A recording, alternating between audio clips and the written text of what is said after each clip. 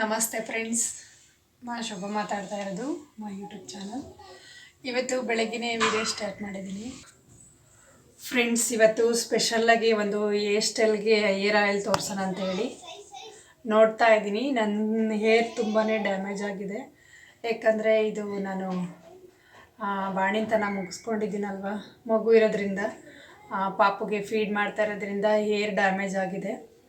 So ನಾನು ಡಾಕ್ಟರ್ಗೂ ಕೂಡ ಕೇಳಿದೆ, ಏರ್ ಫಾಲ್ ಆಗ್ತಾಯಿದೆ, ಏನಕ್ಕೆ ಏನಾದರೂ ನನ್ನಿಂದ ಏನಾದರೂ ಫುಡ್ಡಿಂದ ಏನಾದರೂ ತೊಂದರೆ ಇದೆಯಾ ಅಂತ ಕೇಳಿದೆ. ಸೊ ಆ ಥರ ಏನಿಲ್ಲ, ಮಕ್ಕಳಿಗೆ ಫೀಡ್ ಮಾಡೋದ್ರಿಂದ ಏರ್ ಡ್ಯಾಮೇಜ್ ಆಗುತ್ತೆ ಮತ್ತು ಏರ್ ಫಾಲ್ ಆಗುತ್ತೆ. ಸೊ ಏನು ತೊಂದರೆ ಇಲ್ಲ ಅಂತ ಹೇಳಿದರು. ಇನ್ಮೇಲಿಂದ ಸರಿಯಾಗಿ ಗ್ರೋತ್ ಆಗುತ್ತೆ ನೋಡಿ ಅಂತ ಹೇಳಿದರು. ಸೊ ಆದರೂ ನಾನು ನ್ಯಾಚುರಲ್ಲಾಗಿ ಒಂದು ಏರ್ ಆಯಿಲ್ ಮಾಡೋಣ ಅಂತೇಳಿ ಇವಾಗ ರೆಡಿ ಮಾಡ್ಕೊಂಡಿದ್ದೀನಿ. ಸೊ ನಿಮಗೆ ಯಾವ ರೀತಿ ಅಂತೇಳಿ ಇವಾಗ ತೋರಿಸ್ತಾ ಹೋಗ್ತೀನಿ. ವಿಡಿಯೋ ಕೊನೆವರೆಗೂ ನೋಡಿ. ಸೊ ಇವಾಗ ಒಂದೊಂದಾಗೆ ತೋರಿಸ್ತೀನಿ ಯಾವ ರೀತಿ ಅಂತೇಳಿ, ಹಾಗೆ ವಾಚ್ ಮಾಡಿ.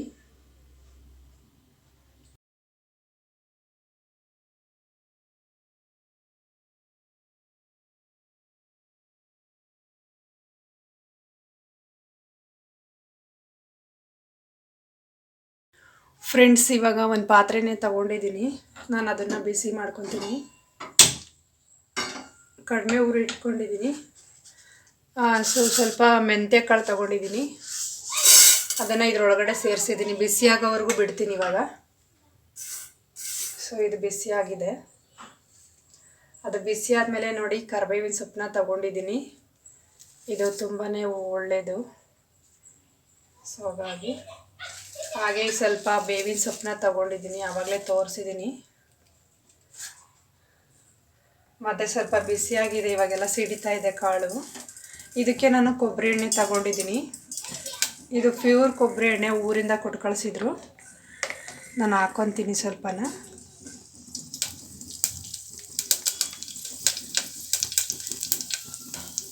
ನೋಡಿ, ಅದು ಚೆನ್ನಾಗಿ ಬಿಸಿಯಾಗಬೇಕು. ಅದು ಬಿಸಿ ಆದಮೇಲೆ ಸೊ ಇವಾಗ ಕರಿಬೇವಿನ ಸೊಪ್ಪು ಏನಿದೆಯೋ ಇದನ್ನು ಚೆನ್ನಾಗಿ ನೋಡಿ ಈ ರೀತಿ ಸ್ವಲ್ಪನೇ ಹಾಕ್ಕೊತಾ ಇದ್ದೀನಿ.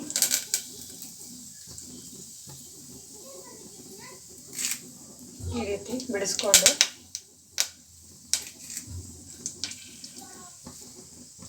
ಹಾಗೆ ಸ್ವಲ್ಪ ಬೇವಿನ ಸೊಪ್ಪನ್ನ ಹಾಕ್ಕೊತಾ ಇದ್ದೀನಿ. ಇದು ಸ್ವಲ್ಪ ಚೆನ್ನಾಗಿ ಕುದಿಬೇಕು.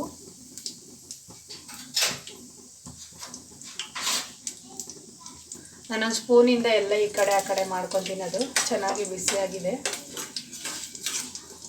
ಎಣ್ಣೆಯಲ್ಲಿ ಸ್ವಲ್ಪ ಚೆನ್ನಾಗಿ ಕರಗಬೇಕು ಈ ರೀತಿ.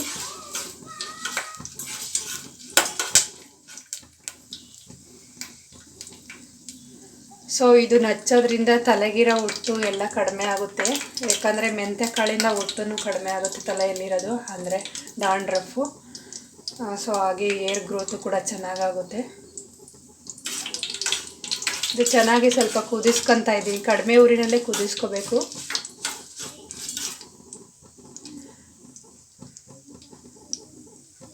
ಇವಾಗ ಎಲ್ಲ ರೆಡಿಯಾಗಿದೆ.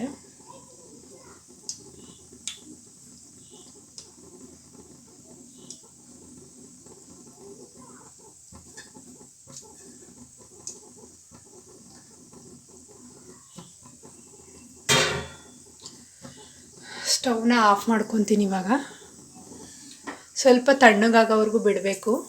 ಫ್ರೆಂಡ್ಸ್, ಇವಾಗ ಆಯಿಲ್ ರೆಡಿಯಾಗಿದೆ. ನಾನು ಅಪ್ಲೈ ಕೂಡ ಮಾಡಿ ತೋರಿಸ್ತೀನಿ ಹೇರ್ಗೆ ಯಾವ ರೀತಿ ಅಪ್ಲೈ ಮಾಡೋದು ಅಂತ ಹೇಳಿ. ಸೊ ಹಾಗೆ ವಾಚ್ ಮಾಡಿ. ನನಗೆ ಡಾಂಡ್ರಫ್ ಕೂಡ ಸ್ವಲ್ಪ ಜಾಸ್ತಿನೇ ಇದೆ.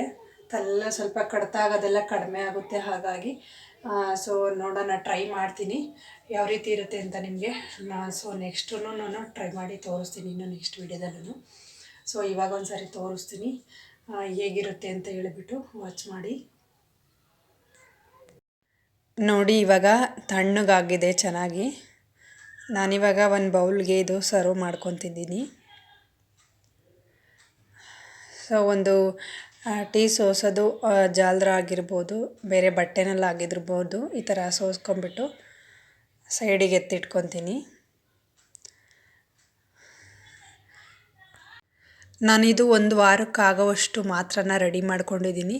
ನೀವು ಬೇಕು ಅಂತಂದರೆ ಸ್ವಲ್ಪ ಜಾಸ್ತಿನೇ ರೆಡಿ ಮಾಡಿಕೊಂಡು ಹಾಗೆ ಒಂದು ಡಬ್ಬಿನಲ್ಲಿ ಹಾಕಿಟ್ಕೋಬೋದು. ಈ ಥರ ಮಾಡೋದ್ರಿಂದ ಒಳ್ಳೆ ಉಪಯೋಗ. ಕೂದಲು ಚೆನ್ನಾಗೇ ಬೆಳೆಯುತ್ತೆ, ಯಾಕಂದರೆ ಉದುರೋದೆಲ್ಲನೂ ಕಡಿಮೆ ಆಗುತ್ತೆ. ನೋಡಿ ಇವಾಗ ಅಪ್ಲೈ ಮಾಡ್ತಾಯಿದ್ದೀನಿ ನಾನು. ಸೊ ನನ್ನ ಕೂದಲಂತೂ ತುಂಬಾ ಸಣ್ಣಗಾಗಿದೆ, ಹಾಗಾಗಿ ಉದ್ದ ಇತ್ತು ಜಾಸ್ತಿನ, ದಪ್ಪನೂ ಇತ್ತು. ಸೊ ನಾನು ಬಾಣಂತಿ ಆಗಿರೋದ್ರಿಂದ ಕೂದಲೆಲ್ಲ ಹೇರ್ ಫಾಲ್ ಆಗಿದೆ, ಉದುರೋಗಿದೆ.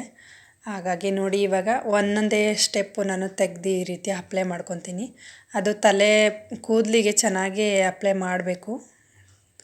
ನೋಡಿ ಎಲ್ಲ ಕಡೆನೂ ಅಪ್ಲೈ ಮಾಡ್ತಾಯಿದ್ದೀನಿ. ಈ ರೀತಿ ಬುಡಕ್ಕೆ ಅಪ್ಲೈ ಮಾಡಬೇಕು. ಕೂದಲಿಗೆ ಅಪ್ಲೈ ಮಾಡಿದ್ರೂ ಬುಡಕ್ಕೆ ಚೆನ್ನಾಗಿ ಇದು ತಾಗಬೇಕು, ಎಣ್ಣೆ ಆ ರೀತಿ ಹಾಕಬೇಕು. ಸೊ ಇದ್ರ ಜೊತೆಗೆ ನಲ್ಲಿಕಾಯಿನೂ ಸೇರಿಸ್ಕೋಬೋದು, ಚೆನ್ನಾಗಿರುತ್ತೆ. ನಾನು ನಲ್ಲಿಕಾಯಿ ಹಾಕಿಲ್ಲ, ಇರಲಿಲ್ಲ ಅಂಥೇಳಿ. ಇಷ್ಟು ಹಾಕಿದ್ರೂ ತುಂಬ ಚೆನ್ನಾಗಿ ಗ್ರೋ ಆಗುತ್ತೆ. ಇದು ಡೈಲಿ ಮಾಡೋಕ್ಕಾಗಿಲ್ಲ ಅಂತಂದರೆ ವಾರಕ್ಕೆ 2 ಸರಿ ಮಾಡಿದ್ರೂ ತುಂಬಾ ಚೆನ್ನಾಗಿ ಹೇರ್ ಗ್ರೋತ್ ಆಗುತ್ತೆ. ನಾನು ಇನ್ಮೇಲಿಂದನೇ ಟ್ರೈ ಮಾಡ್ತೀನಿ. ಸೊ ಏಕೆಂದರೆ ಇಷ್ಟು ದಿನ ಟೈಮ್ ಇರಲಿಲ್ಲ ನನಗೆ, ಅಷ್ಟು ಏನು ಎಲ್ಲ ಕೆಲಸಗಳಿರೋದ್ರಿಂದ, ಪಾಪು ಇರೋದ್ರಿಂದ ನನಗೆ ಅಷ್ಟು ಟೈಮ್ ಇರಲಿಲ್ಲ. ಅಂದರೆ ನಾನು ಹೇರ್ ಆಯಿಲ್ ಯೂಸ್ ಮಾಡ್ತೀನಿ, ಬಟ್ ಇದೆಲ್ಲ ಮಾಡೋದಕ್ಕೆ ಸ್ವಲ್ಪ ಟೈಮ್ ಹಿಡಿಯುತ್ತಲ್ವ, ಹಾಗಾಗಿ ಯಾವುದೇ ರೀತಿ ನಾನು ಆಯಿಲ್ನ ಯೂಸ್ ಮಾಡಿಲ್ಲ. ಈ ಥರ ಮಾಡಿಬಿಟ್ಟು ಇವಾಗಿಂದ ನಾನು ಟ್ರೈ ಮಾಡ್ತೀನಿ. ಸುಮಾರು ಅಂಗಡಿಯಿಂದಲೇ ತರಿಸಿ ನಾನು ಅದು ಹೇರೆಲ್ಲ ಗ್ರೋತ್ ಆಗೋದಕ್ಕೆ ಟ್ರೈ ಮಾಡ್ತಾಯಿರ್ತೀನಿ. ಹಾಗಾಗಿ ಮನೇಲೇ ಮಾಡೋದು ಕಡಿಮೆ ಆಗಿತ್ತು. ಸೊ ಇವಾಗ ನಾನು ನ್ಯಾಚುರಲ್ಲಾಗಿ ಮಾಡೋಕ್ಕೆ ಟ್ರೈ ಮಾಡ್ತಿದ್ದೀನಿ ಇನ್ಮೇಲಿಂದನ. ಸೊ ನೋಡಿ ಇವಾಗ ಕೂದಲು ತುಂಬಾ ಸಣ್ಣಗಾಗುತ್ತೆ ಎಣ್ಣೆ ಹಚ್ಚಿದ ಮೇಲೆ, ಅಷ್ಟು ದಪ್ಪ ಇತ್ತು. ತುಂಬ ನೈಸ್ ಕೂಡ ಆಗುತ್ತೆ. ಸೊ ನನಗೆ ವೈಟ್ ಕೂದಲು ಜಾಸ್ತಿ ಯಾವುದು ಬಂದಿಲ್ಲ. ಅದು ಜಾಸ್ತಿ ಶಾಂಪುಗಳು ಅಷ್ಟಾಗಿ ಒಂದೇ ಥರದನ್ನೇ ಯೂಸ್ ಮಾಡಬೇಕಾಗುತ್ತೆ. ಬೇರೆ ಬೇರೆ ಪ್ರಾಡಕ್ಟ್ ಯೂಸ್ ಮಾಡಿದರೆ ವೈಟ್ ಕೂದಲು ಜಾಸ್ತಿ ಆಗೋ ಚಾನ್ಸಸ್ ಇರುತ್ತೆ. ನಾವು ಜಾಸ್ತಿ ಮೀರಾನೇ ಯೂಸ್ ಮಾಡ್ತೀನಿ. ಸೀಗೆಕಾಯಿ ಪುಡಿನೂ ಯೂಸ್ ಮಾಡ್ತೀನಿ, ಯಾಕಂದರೆ ಊರಿಂದ ಕೊಟ್ಟು ಕಳಿಸ್ತಾ ಇರ್ತಾರೆ. ನಮ್ಮದು ಗಿಡ ಇದೆ, ಹಾಗಾಗಿ ಅದರಿಂದಾಗಿ ಕೂದಲು ಯಾವುದು ವೈಟ್ ಹೇರ್ ಬಂದಿಲ್ಲ. ತುಂಬ ಚೆನ್ನಾಗಿ ಬ್ಲ್ಯಾಕ್ ಹೇರ್ ಇದೆ. ನಾನು ಯಾವುದು ಸೊ ಕಲರೆಲ್ಲ ಅಪ್ಲೈ ಮಾಡೋದಿಲ್ಲ, ನ್ಯಾಚುರಲ್ಲಾಗೇ ಇರೋದು. ಹಾಗಾಗಿ ಸೊ ಹಾಗೆ ಈಗ ಎಣ್ಣೆ ಹಾಕಿದ ಮೇಲೆ ಲಾಸ್ಟಲ್ಲಿ ಮಸಾಜ್ ಕೂಡ ಮಾಡಬೇಕು, ಯಾಕಂದರೆ ಎಲ್ಲ ಕಡೆನೂ ಅಪ್ಲೈ ಆಗಬೇಕು ಆಯಿಲು. ಹಾಗಾಗಿ ಚೆನ್ನಾಗಿ ಈ ರೀತಿ ಸ್ವಲ್ಪ ಸ್ಮೂತಾಗಿ ಮಸಾಜ್ ಕೊಟ್ಟರೆ, ರಫಾಗಿ ಕೊಡಬಾರ್ದು, ಸ್ಮೂತಾಗಿ ನಾನು ಕೊಡ್ತಾಯಿದ್ದೀನಿ. ಈ ರೀತಿ ಸ್ವಲ್ಪ ಮಸಾಜ್ ಕೊಟ್ಟರೆ 1-2 ನಿಮಿಷದಲ್ಲಿ ಸ್ವಲ್ಪ ಆಯಾಸ ಕಡಿಮೆ ಆಗುತ್ತೆ. ಅದೇ ರೀತಿ ಹೇರ್ಗೂ ಕೂಡ ಚೆನ್ನಾಗೆಲ್ಲ ಅಪ್ಲೈ ಆಗುತ್ತೆ ಆಯಿಲು. ಸೊ ಡ್ಯಾಂಡ್ರಫ್ ಕೂಡ ಎಲ್ಲ ಇರೋವಂಥದ್ದು ಸ್ವಲ್ಪ ಎಲ್ಲ ಕಡಿಮೆ ಆಗುತ್ತೆ ಎಣ್ಣೆಯಲ್ಲಿ, ಇದಾಗುತ್ತಲ್ವ. ಇವಾಗ ಬಾಚಣಿಗೆ ತಗೊಂಡು ನಾನು ಸ್ವಲ್ಪ ಹಾಗೇ ಬಾಚ್ಕೊಳ್ತೀನಿ. ಬಾಚ್ಕೊಂಡು ಇವಾಗ ಮೇಲೆ ಕಟ್ಕೊಳ್ತೀನಿ, ಯಾಕಂದರೆ ಬಟ್ಟೆಗೆಲ್ಲ ಆಗುತ್ತಲ್ಲ ಸ್ವಲ್ಪ, ಹಾಗಾಗಿ ಮೇಲೆ ಹಾಕ್ಕೊತೀನಿ. ನೋಡಿ ಬಾಚನ ನನಗೆ ತುಂಬಾ ಸ್ಮೂತ್ ಅನ್ನಿಸ್ತಾ ಇತ್ತು. ನಾನು ಬರೀ ಕೊಬ್ಬರಿ ಎಣ್ಣೆನೇ ಹಾಕ್ತಾಯಿದ್ದೆ ಯಾವಾಗೂ. ಕೊಬ್ಬರಿ ಎಣ್ಣೆನೂ ಯಾವಾಗಲೂ ಹಾಕ್ತಾಯಿರ್ತೀನಿ, ಆದ್ರೂ ಇದಕ್ಕೂ ಅದಕ್ಕೂ ಡಿಫ್ರೆನ್ಸು ಜಾಸ್ತಿ ಇರುತ್ತೆ. ಇದು ಸ್ವಲ್ಪ ತಂಪು ಅನಿಸುತ್ತೆ ತಲೆಗೆ ಹಾಕಿರೋದ್ರಿಂದ. ಹಾಗಾಗಿ ನೋಡಿ ಕೂದಲು ಕೂಡ ಸ್ಮೂತಾಗಿದೆ ಚೆನ್ನಾಗಿ. ಸೊ ಇವಾಗ ನಾನು ಚೆನ್ನಾಗೆಲ್ಲ ಇವಾಗ ಸಿಕ್ಕೆಲ್ಲ ತೆಗೆದ್ಬಿಟ್ಟು ಜಡೆ ಹಾಕೋಕ್ಕೆ ಸ್ಟಾರ್ಟ್ ಮಾಡ್ತೀನಿ. ಜಡೆ ಏನು ಹಾಕಲ್ಲ, ಹಾಗೆ ಮೇಲೆ ಕಟ್ತೀನಿ. ಸೊ ಅದು ಎಣ್ಣೆ ಹಾಕಿದರೆ ಮೈಗೆಲ್ಲ ಅಂಟ್ಕೊಳ್ಳುತ್ತೆ ಅಂತೇಳಿ ಇವಾಗ ಒಂದು ನೈಟ್ ಬಿಟ್ಟು ಅದು ನಾನು ನಾಳೆ ರಿಮೂವ್ ಮಾಡ್ತೀನಿ ಆಯಿಲ. ಸೊ ನೋಡಿ ಹೇಗಿದೆ ಅಂತ ಹೇಳಿ. ಸುಮ್ಮನೆ ಈಗ ಸುತ್ತಿ ಮೇಲೆ ಹಾಕ್ತೀನಿ. ಮತ್ತು ಈ ರೀತಿ ನೀವು ಕೂಡ ಟ್ರೈ ಮಾಡ್ಬೋದು, ತುಂಬಾ ಚೆನ್ನಾಗಿರುತ್ತೆ. ಟೈಮ್ ಕೂಡ ಬೇಗನೆ ಆಗುತ್ತೆ, ಯಾವ ಜಾಸ್ತಿ ಹೊತ್ತು ಏನೂ ಹಿಡಿಯೋದಿಲ್ಲ. 2 ನಿಮಿಷದಲ್ಲೇ ಆಯಿತು. ನಾನು ಪಾಪು ಆಟ ಆಡ್ಕೊತಾ ಇದ್ದೆ, ನಮ್ಮ ಮನೆಯವ್ರ ಮನೆಯಲ್ಲೇ ಇದ್ದರು, ಹಾಗಾಗಿ ಅದರಿಂದಾಗಿ ರೆಡಿ ಮಾಡಿದೆ ಇಷ್ಟು ಬೇಗನೆ. ಸೊ ನೋಡಿ ಇವಾಗ ಎಲ್ಲ ಕಡೆ ಅಪ್ಲೈ ಮಾಡಿದೆ, ಈ ರೀತಿ ಆಗಿದೆ. ಸೊ ಹೊರಗಡೆಯಿಂದ ತರಿಸಾಕಿದರೆ ತುಂಬಾ ಕೆಮಿಕಲ್ ಎಲ್ಲ ಹಾಕಿರ್ತಾರೆ. ಹಾಗಾಗಿ ನಾವು ಯಾವತ್ತೂ ಹೊರಗಡೆ ತರಿಸಿರೋದು ಕಡಿಮೆ, ಮನೆಯಲ್ಲೇ ಎಲ್ಲ ತಯಾರಿ ಮಾಡಿ ಕಳಿಸ್ತಾರಲ್ವ. ಹಾಗಾಗಿ ನಮ್ಮದು ತೆಂಗಿನಕಾಯಿ ಇರುತ್ತಲ್ವ, ಆ ತೆಂಗಿನಕಾಯಿನಲ್ಲೇ ಕೊಬ್ಬರಿ ಎಣ್ಣೆ ತೆಗೆಸ್ತಾರೆ ಆವಾಗವಾಗಲೇ. ಆ ತೆಗ್ಸಿದ್ದೀನ ನಮ್ಮ ಅತ್ತೆಯವರು ಕೊಟ್ಟು ಕಳಿಸ್ತಾರೆ. ಸೊ ನಾವು ಅದನ್ನೇ ಯೂಸ್ ಮಾಡ್ತಾ ಇರ್ತೀವಿ. ದೀಪಕ್ಕೂ ಯೂಸ್ ಮಾಡ್ತೀವಿ, ಅಡುಗೆಗೂ ಯೂಸ್ ಮಾಡ್ತೀವಿ, ಬಟ್ ಹೇರ್ ಆಯಿಲ್ ಕೂಡ ಯೂಸ್ ಮಾಡ್ಕೊತಾ ಇರ್ತೀವಿ. ಹಾಗಾಗಿ ಯಾವುದೇ ರೀತಿ ಹೊರಗಡೆಯಿಂದ ತರಿಸಿಲ್ಲ. ನೋಡಿದ್ರಲ್ವ, ಇನ್ನು ಏರಿಗೆಲ್ಲ ಆಯಿಲ್ ಹಾಕಿದ್ದೀನಿ. ನಾನು ಇವತ್ತು ಬಿಟ್ಟು ನಾಳೆ ಸ್ನಾನ ಮಾಡ್ಕೊತೀನಿ, ಯಾಕಂದರೆ ನಾನು ಒಂದಿನ ಎಣ್ಣೆ ಹಚ್ಚಿ ಇನ್ನೊಂದು ದಿನಕ್ಕೆ ಸ್ನಾನ ಮಾಡೋದು ಯಾವಾಗ್ಲೂ. ಹಾಗಾಗಿ ಇವತ್ತು ನೈಟೆಲ್ಲ ಹಾಗೆ ಚೆನ್ನಾಗಿ ತಲೆಗೆಲ್ಲ ಹತ್ಕೊಳ್ಳುತ್ತೆ.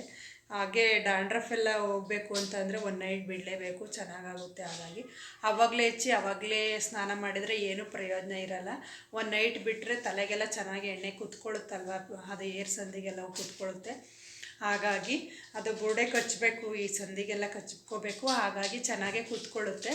ಆಗ ಕುತ್ಕೊಂಡಾಗ ಅಲ್ಲಿರೋ ಅಂಥದ್ದೆಲ್ಲನ ಕಡ್ತಾ ಆಗ್ಬಿಟ್ಟು ಈಚೆ ಬರೋಕ್ಕೆ ಇದಾಗುತ್ತೆ.